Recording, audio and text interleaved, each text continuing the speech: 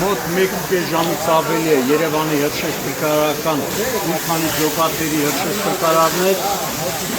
ամառ, չէ, ամառ ռեստորանային համալիր, ամառ ռեստորանային համալիրի աշխատակիցների հետ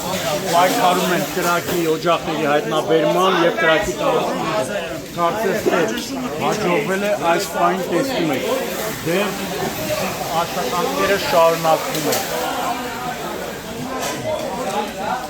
Այս տային հատվածն է, որտեղ բավականին դժվար է թե հրշեջների աշխատանքը, թե ռեստորանի աշխատակիցները։